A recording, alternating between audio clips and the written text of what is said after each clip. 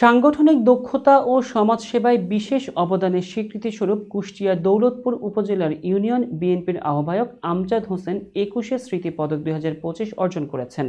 রাজধানীর নয়াপল্টনের পল্টন টাওয়ারে ২১শে স্মৃতি পরিষদের আয়োজিত অনুষ্ঠানে সুপ্রিম কোর্টের সাবেক বিচারপতি জয়নাল আবেদিনের হাত থেকে তিনি এই পদক গ্রহণ করেন। প্রতিনিধি মোহাম্মদ মোশাররফ হোসেন জানান, পদক প্রাপ্তির পর বিকেল ৫টায় হোগলবাড়িয়া ইউনিয়নের গাছের দিয়ায় নতুন পাড়ায় নিজ বাড়িতে সংবর্ধনা দেওয়া হয়। বালির দিয়ার মাধ্যমিক বিদ্যালয়ের প্রধান শিক্ষক মঞ্জুরুর রহমানের সভাপতিত্বে আয়োজিত অনুষ্ঠানে প্রধান অতিথি ছিলেন দৌলতপুর গার্লস কলেজের সহকারী অধ্যাপক হাসানুজ্জামান বাবলু।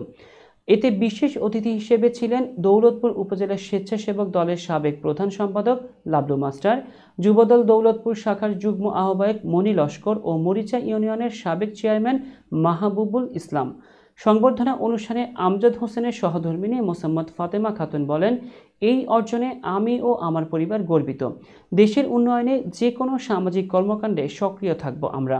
আমজাদ হোসেন বলেন, এই স্বীকৃতি আমার সাংগঠনিক দায়িত্ব আরও বাড়িয়ে দিল। এটি কেবল আমার একার নয়, বরং কুষ্টিয়া জেলা ও দৌলতপুর উপজেলা বিএনপির নেতাকর্মীদের। প্রধান অতিথি হাসানুজ্জামান বাবলু বলেন, আমজাদ হোসেন একজন গুণীজন। তার আদর্শ অনুসরণ করে ভবিষ্যতে আরও প্রতিভাবান নেতা উঠে আসবেন।